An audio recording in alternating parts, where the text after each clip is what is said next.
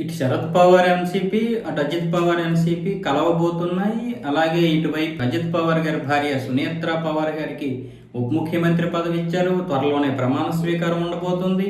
అలాగే ఇటు సుప్రియ సూలే, శరద్ పవార్ గారి కూతురు, ఈవిడ కూడా అధ్యక్ష బాధ్యతలు చేపట్టబోతున్నారని పేపర్లు ఊదరగొట్టేస్తున్నటువంటి ఈ తరుణంలో శరద్ పవార్ గారు అయితే భారీ ట్విస్ట్ ఇచ్చారు. అసలు నాకు ఈ విషయమే తెలియదు, ఆవిడకి ఉప ముఖ్యమంత్రి ఇస్తున్నారన్న విషయమూ తెలియదు, ఆవిడ మాతో విలీనమైన తర్వాత బీజేపీలో ఉండాలనుకుంటున్నారన్న విషయము మాకు తెలియదు.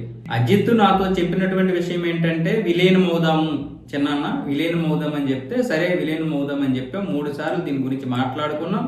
చివరిగా జనవరి 17వ తారీఖున దీని గురించి మాట్లాడితే ఫిబ్రవరి 12వ తారీఖున ముహూర్తం పెట్టుకున్నాం.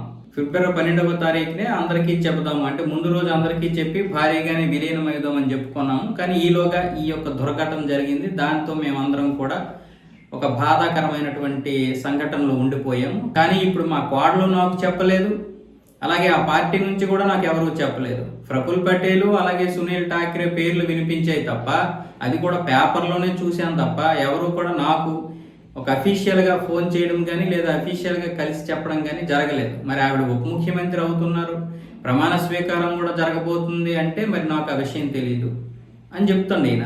అంటే మరి ఇప్పుడేమో మొత్తం మహారాష్ట్ర దేశం మొత్తం కూడా ఎన్సీపీలు రెండు కలిసిపోతున్నాయి, విలీనం అయిపోయిన తర్వాత బీజేపీలోనే ఉండాలనుకుంటున్నాయి. ఇలాంటి వార్తలన్నీ మనం చదివాం, చూసాం. ఇప్పుడేమో శరద్ పవార్ గారు ఏమో ఈ భారీ ట్విస్ట్ ఇచ్చారు. మరి ఇప్పుడు సునేత్ర పవార్ గారికి మరి ఇటువైపు కలవడం ఇష్టం ఉందా లేదా, లేకపోతే కలిస్తే మళ్ళీ పార్టీ ఇంకొక రకంగా వెళ్ళిపోద్ది.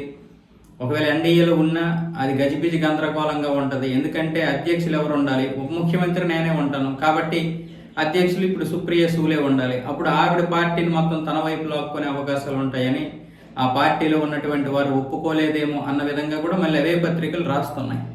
సో ఇప్పుడైతే ఇది ఒక పెద్ద గందరగోళంగా ఉంది. త్వరలోనే ఆవిడ ఈ రోజు రేపు మొత్తానికి ఉప ముఖ్యమంత్రిగా ప్రమాణం స్వీకారం చేయడానికి అన్ని ఏర్పాట్లు అయితే జరుగుతున్నాయి. బహుశా మరి శరద్ పవార్ గారు చెప్తున్న దాని ప్రకారం ఆయన కానీ ఆయన కూతురు కానీ ఈ యొక్క కార్యక్రమానికి హాజరవ్వకపోవచ్చు అన్నట్లుగానే ఉంది.